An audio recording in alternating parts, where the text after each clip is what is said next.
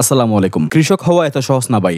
অনেকেই ভাবে বীজ নিলাম, মাটি দিলাম, ফসল উঠে গেল, ব্যাস হয়ে গেল। কিন্তু আসল কথা কি জানেন? প্রথমে আপনাকে জমিকে বুঝতে হবে, মাটিকে ভালোবাসতে হবে। মাটির সাথে বন্ধুত্ব না করলে জমি কিন্তু আপনার সাথে কথা বলবে না। আজকে আসলে আমার প্ল্যান ছিল সরাসরি বীজ রোপণ করব, কিন্তু জমিতে এসে দেখি মাটিগুলো শক্ত হয়ে গেছে। 2 দিন আগেও আমরা সবাই মিলে ঘাসগুলো বাছাই করেছিলাম, কিন্তু ছোট ছোট বাচ্চারা জমিতে দৌড়াদৌড়ি করার সময় মাটির উপরের অংশ শক্ত হয়ে গেছে। মাটি শক্ত হলে গাছের শিকড় কিন্তু ঠিকঠাক ভাবে নিচে নামতে পারে না, তাই কিছু করার আগে মাটি নরম করতে হয়।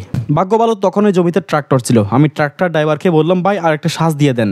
আলহামদুলিল্লাহ উনিও দিয়ে দিলেন। তারপর আবার জমিটা সুন্দরভাবে প্রস্তুত করলাম। আর আজকে আমার সাথে ছিল তানভীর ভাই। উনি আসলে কৃষি প্রেমী মানুষ। এসে বললেন, ভাই নতুন একজন কৃষক বন্ধু পেলাম, আমিও খুশি। উনি পুরো দিন আমার সাথে ছিলেন, একসাথে কাজও করেছি। প্রথমে আমরা জমিটা কয়েক হাঁটিতে ভাগ করলাম, মাঝখানে নালা করলাম যাতে বৃষ্টির পানি সহজে বের হয়ে যায়। আপনারা এটা অবশ্যই খেয়াল রাখবেন, নালা না করলে বৃষ্টির পানি জমে গিয়ে ছাড়ার পৌঁছে যেতে পারে।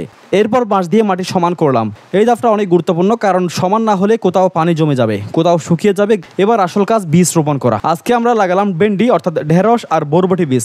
বরবটির বীজ কিনতে যাওয়ার সময় তানভীর ভাই বলেন যে আমার কাছে ভালো মানের বীজ আছে, তোমাকে কিনতে হবে না। উনি আসলে একজন পেশাদার কৃষক, ছোটবেলা থেকে কৃষির সাথে আছেন। উনি নিজের জমি থেকে ভালো বীজ সংগ্রহ করে রাখেন পরবর্তী মৌসুমের জন্য। এটাকে বলা হয় সিড ব্যাংকিং। এটা করলে পরের মৌসুমে ভালো মানের বীজ নিশ্চিত থাকা যায়, আর বাজারের নকল বীজের ঝামেলাও নেই। আর যাই হোক, আমরা যে ঢেঁড়সের বীজটা কিনেছিলাম সেটা হচ্ছে এসএআই কোম্পানির একটা ভালো মানের বীজ। দাম প্রায় পড়েছিল 400 টাকার মতো। আপনারা চাইলে এটা ব্যবহার করতে পারেন। বীজ রোপণের সময় তানভীর ভাই আমাকে একটা টিপস দিলেন, বীজ ডাকার সময় বেশি মাটি দেওয়া যাবে না। বেশি মাটি দিলে কিন্তু অঙ্কুর হতে দেরি হয়, এমনকি নষ্ট হয়ে যেতে পারে। তাই হালকা মাটি দিতে হবে, যেন পানি পেলে সহজে অঙ্কুর বের হয়। তার আগে আর একটা মজার ঘটনা বলি, বীজ রোপণের জন্য মাটি একটু একটু করে আলগা করতে হয়। তাই তানভীর ভাই আমাকে বললেন যে যাও একটা নাঙল নিয়ে আসো। আমি পাশের একটা মামার কাছ থেকে নাঙল ধার আনলাম। নাঙল কাঁধে নিয়ে হাঁটছিলাম, সবাই দেখে বলছিল যে দেখি আজকে আসল কৃষক নামলো মাঠে।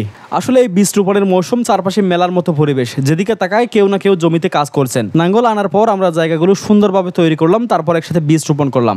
ভাই বীজ রোপণ করতেও কিন্তু পরিশ্রম লাগে, আমরা মাঝে মাঝে বিশ্রাম নিচ্ছিলাম। সবশেষে আমরা পুরো জমিটা চেক করলাম ঠিকঠাক আছে কিনা। আল্লাহ সহায় হলে 3 থেকে 4 দিনের মধ্যে ইনশাআল্লাহ বীজগুলো গজিয়ে উঠবে। তারপর আমরা পরবর্তী কাজ হবে বীজগুলোকে পাখি আর কবুতরের হাত থেকে বাঁচানো।